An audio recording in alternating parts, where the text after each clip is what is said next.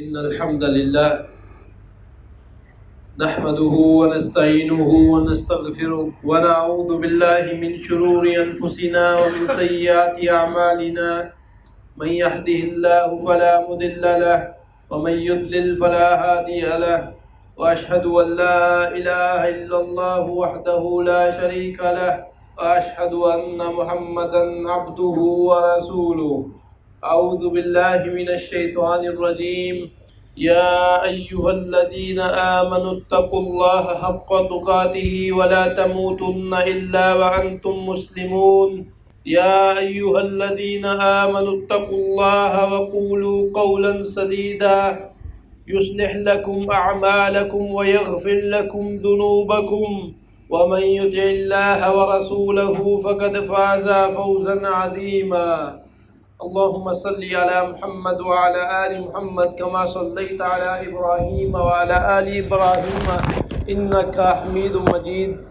اللهم بارك على محمد وعلى آل محمد كما باركت على إبراهيم وعلى آل إبراهيم إنك حميد مجيد. أما بعد فإن خير الحديث كتاب الله خير الهدي هدي محمد صلى الله عليه وسلم وشر الأمور محدثاتها وكل محدثة بدعة وكل بدعة ضلالة وكل ضلالة في النار. رب اشرح لي صدري ويسر لي أمري واحلل عقدة من لساني يفقهوا قولي. ہر قسم کی حمد و ثنا اور تعریفیں صرف اللہ سبحانہ و تعالیٰ کے لیے ہیں، جو اکیلا اللہ خالق بھی ہے، مالک بھی ہے، رزاق بھی ہے. اس اکیلے اللہ نے ہم سب کو پیدا کیا، وہ ہمیں موت دے گا اور دوبارہ ہمیں پیدا کرے گا. وہ ہر چیز کا مالک جس نے اپنی وحدانیت کی تعریف خود قرآن مجید میں بیان کر دی. کیا فرمایا اللہ سبحانہ و تعالیٰ نے؟ قل هو اللہ احد اللہ الصمد لم یلد ولم یولد ولم یکن لہ کفوا احد. حمد و ثنا کے بعد لاکھوں کروڑوں درود و سلام اس ہستی پر جس کا نام گرامی ہے محمد صلی اللہ علیہ وسلم. میں گواہی دیتا ہوں کہ اللہ ایک ہے اور اللہ کے سوا کوئی سچا معبود نہیں، اور محمد صلی اللہ علیہ وسلم اللہ کے آخری نبی ہیں. اور جو اس چیز کے اوپر ایمان نہیں رکھتا وہ مسلمان نہیں ہوتا. جو یہ کہتا ہے کہ اللہ ایک ہے لیکن نبی کریم صلی اللہ علیہ وسلم آخری نبی نہیں ہے، وہ مسلمان نہیں ہو سکتا. جو یہ کہتا ہے کہ میں اللہ کو تو مانتا ہوں، اکیلا مانتا ہوں، لیکن اللہ کے ساتھ اور بھی بہت سارے شریک ہیں، تو وہ شرک کرتا ہے، اللہ کو جو ہے نہیں مانتا، وہ مسلمان نہیں ہوتا. جو یہ کہتا ہے کہ اللہ اور نبی کریم صلی اللہ علیہ وسلم ایک ہی ہیں، تو وہ مسلمان نہیں ہو سکتا. جو یہ کہتا ہے اللہ تو ایک ہے لیکن نبی کریم صلی اللہ علیہ وسلم کے اندر بھی بہت ساری ایسی خصوصیات ہیں جو صرف اللہ کے ساتھ ہونی چاہیے، وہ بھی کافر ہے، مسلمان نہیں ہو سکتا. کیونکہ اللہ ہے. اللہ کے پاس جو پاور ہیں، جو خصوصیات ہیں، جو اس کے اسماء و صفات ہیں، وہ کسی اور کے پاس نہیں ہے. جو علم غیب ہے وہ اللہ کے پاس ہے. ہر چیز کا علم صرف اللہ کے پاس ہے. آگے کیا ہونا ہے، پہلے کیا ہوا، بعد میں کیا ہے، سب چیز کا علم صرف اللہ کے پاس ہے. اور جو یہ کہتا ہے کہ اللہ کے علاوہ بھی کوئی یہ جانتا ہے کہ چھپا ہوا کیا ہے، آگے کیا ہوگا، تو وہ کافر ہے، وہ مسلمان نہیں ہو سکتا. حضرات گرامی قدر، رمضان گزر جانے کے بعد ہم مسلمانوں کے اندر ایک چیز جو شاید رمضان کے ساتھ چلے جاتی ہے، وہ ایک چیز ہے، وہ قرآن مجید ہے. اللہ اکبر. ہم قرآن کو اسی طرح بند کر دیتے ہیں جیسے رمضان ختم ہو گیا ہو. اسی طرح ہمارے اوپر قرآن مجید کے اوپر عمل کرنا یا اس کی تلاوت کرنا بھی بند ہوگی ہو، ختم ہوگی ہو، اور پھر سال گزرنے کے بعد جا کر ہم دوبارہ قرآن مجید کو کھولتے ہیں، پھر ہم قرآن مجید روزانہ پڑھتے ہیں، اور پھر رمضان ختم ہوتا ہے ہم ویسے ہی ہو جاتے ہیں. تو حضرات گرامی قدر، پہلی بات تو یہ یاد رکھ لیں کہ قرآن مجید رمضان کے اندر نازل ضرور ہوا تھا، لیکن اس کا مطلب یہ قطعی نہیں تھا کہ آپ نے صرف اور صرف رمضان میں ہی قرآن پڑھنا ہے. رمضان روزانہ پڑھتا ہے. اگر ایک شخص آپ کو یہ بتا دے کہ آپ کو کل جہنم سے بچانے والی چیز جو ایک ہوگی جو آپ کی سفارش کرے گی، تو کیا آپ اس چیز کو چھوڑ سکتے ہیں؟ جاہل لوگ اس دنیا کے اندر، کتنے قبر پرست لوگ اس دنیا کے اندر مرے ہوں کے جا کر سجدے ٹیکتے ہیں، اور ایسے ایسے غلیظ قسم کے بابوں کے پاس جاتے ہیں۔ ان کی عقل کیا کہتی ہے کہ کل قیامت والے دن ہم اس کے پیچھے ہوں گے اور ہمیں جنت میں لے جائے گا۔ اللہ اکبر! یہ بات کس نے بتا دی ان کو؟ کوئی حقیقت نہیں ہے اس بات کے اندر۔ کل قیامت والے دن یہ جن کے پیچھے لگے ہیں یہ بھی جہنم میں جائیں گے اور یہ خود بھی جہنم میں جائیں گے۔ اور کل ایسے نہیں ہوگا کہ وہ بولیں گے کہ میرے پیچھے تھے، یا اللہ مجھے تو ڈال دے، ان کو رہنے دے۔ ایسے نہیں ہوگا۔ اللہ نے عقل دی ہے تو جس اللہ نے عقل دی ہے، جس سفارش کے پیچھے غیروں کے پیچھے جاتے رہتے ہو، وہ سفارش تو نبی کریم صلی اللہ علیہ وسلم نے ہمیں بتا دی ہے۔ اللہ اکبر! کون ہے نبی کریم صلی اللہ علیہ وسلم؟ کبھی پڑھیں ہم تو پتہ چلے نا، کبھی ہم پڑھیں ان کے بارے میں تو ہمارے دلوں کے اندر سچی محبت پیدا ہو نا۔ صرف درود شریف پڑھ لیا، چہروں کے اوپر داڑیاں ہیں نہیں، لیکن مر مٹنے کو تیار ہے ہم نبی کریم صلی اللہ علیہ وسلم کے لیے۔ کیا جان کام آئے گی جب سنت کے اوپر ہی عمل نہیں ہوگا؟ کیا یہ محبت صرف زبانی محبت کام آئے گی کل؟ کہ کسی سنت کے اوپر آپ نے عمل نہ کیا ہو اور آپ سوچو کہ نبی کریم صلی اللہ علیہ وسلم بولیں گے کہ اے احمد آجا، تو بڑی محبت کرتا تھا میرے ساتھ۔ یہ محبت کا تقاضا تو سنت کے اوپر چل کے ہوتا ہے۔ کس نے ہمیں بتا دیا کہ صرف ہم یہ کہہ دیں کہ میں بڑا محبت کرنے والا ہوں نبی کریم صلی اللہ علیہ وسلم سے، یا میں جوتیاں اتار کے مدینے جاتا ہوں تو مجھے جنت مل جائے گی؟ میں اللہ کو اس طریقے سے اس کی عبادت ہی نہیں کرتا جس طریقے سے جس کے اوپر دین اترا۔ اللہ کی عبادت نہیں کرتا میں اس طریقے سے۔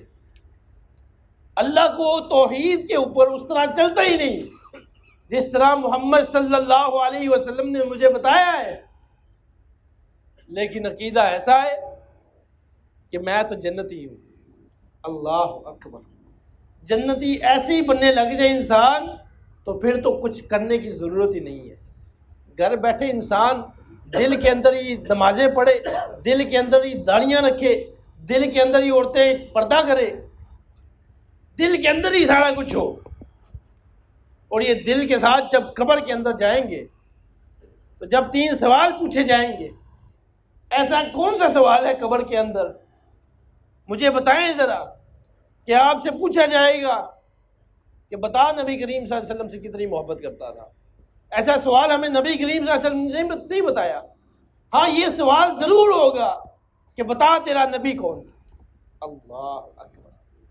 اور اللہ کی قسم 100 سال آپ رٹا لگاتے رہے، صرف گھر بیٹھ کے رٹا لگاتے رہے 100 سال کہ میرا آخری نبی محمد تھا، میرا آخری نبی محمد صلی اللہ علیہ وسلم، میرا آخری نبی محمد صلی اللہ علیہ وسلم۔ آپ کو کیا لگتا ہے کہ یہ آپ کا رٹا قبر کے اندر کام آئے گا؟ کبھی سوچے تو صحیح انسان، رات کو سوتے ہوئے جب کوئی نہ ہو اس موبائل کو بند کر کے ذرا ایک باری سوچے کہ میں جب قبر کے اندر لیٹا ہوں گا تو کیا چیز میرے کام آئے گی، اور یہ زبان کیسے چلے گی وہاں پہ؟ کیسے میں بتاؤں گا، کیسا میں بتاؤں گا کہ نبی کریم صلی اللہ علیہ وسلم میرے آخری نبی ہیں؟ کیسے میں بتاؤں گا کہ اللہ میرا اللہ ہے؟ کیسے میں بتاؤں گا؟ ذرا سوچے تو صحیح اس بارے میں۔ ہمیں نبی کریم صلی اللہ علیہ وسلم نے اس کا بھی بتا دیا۔ جو بندہ نبی کریم صلی اللہ علیہ وسلم کی سنت کے اوپر چلتا ہے، انسان دیکھے، واللہ ہمیں تو ایسا ہونا چاہیے دیکھ کے بندہ کہے کہ مسلمان ہے۔ یقین کیجئے دیکھ کے آپ اب لوگوں کو کہہ ہی نہیں سکتے مسلمان ہیں۔ کالے کالے کڑے ہاتھ کے اوپر، کالے داغے ہاتھ کے اوپر پہنے ہوئے ہیں، گلے کے اندر کالے داغے پہنے ہوئے ہیں۔ اللہ کی قسم مسجد سے وضو کرتے نکل رہا، اس کے گلے میں کالا دھاگا تھا۔ ایک باری میں نے سوچا یہ مسلمان ہے، پھر مجھے یاد آیا میں تو مسجد کے اندر ہوں۔ یہ تو ہمارے حالات ہیں۔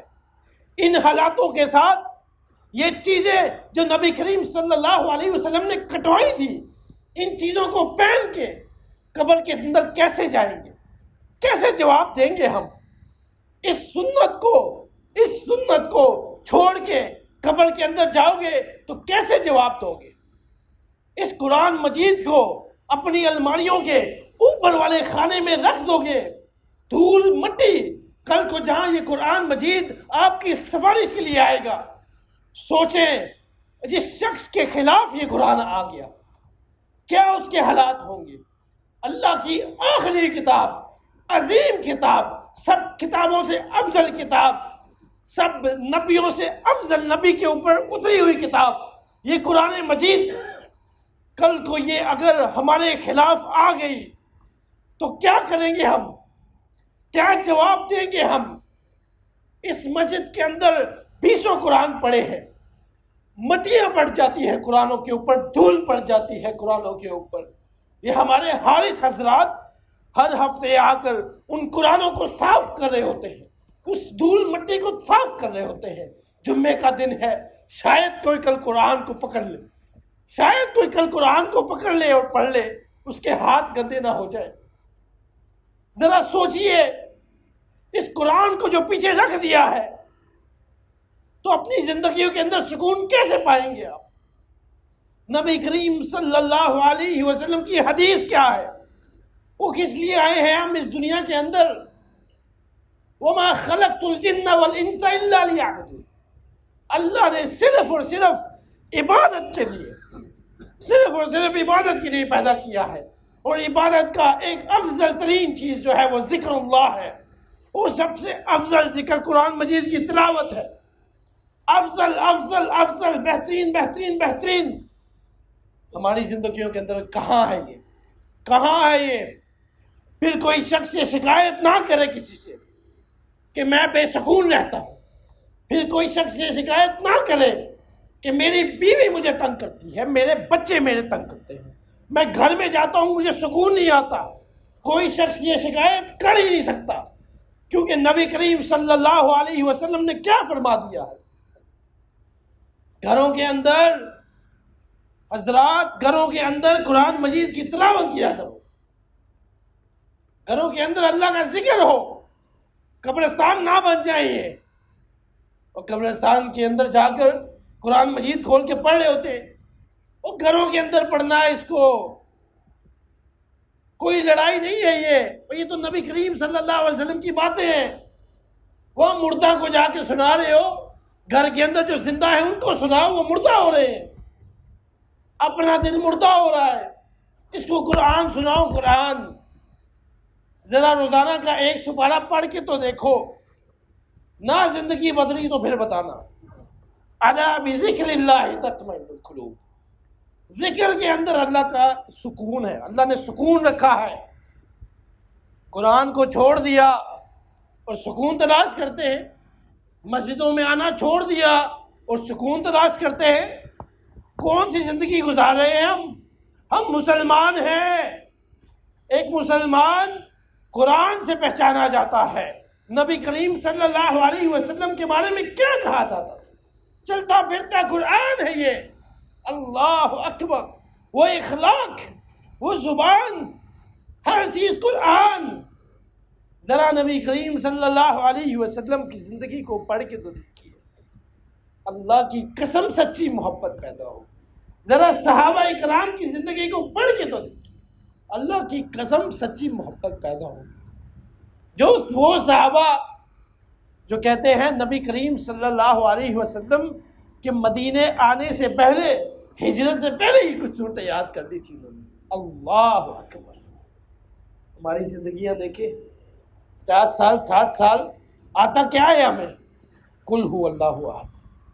ہمارے بچوں کو ہم سے زیادہ قرآن یاد ہو گیا ہے، لیکن ہم قل هو اللہ احد پڑھتے ہیں بس، کوئی اور سورت یاد نہیں کی ہم نے، 20 کتابیں یاد کر لی ہیں، کمپنیز کی پالیسیاں یاد کر لی ہم نے، پی گئے ہم۔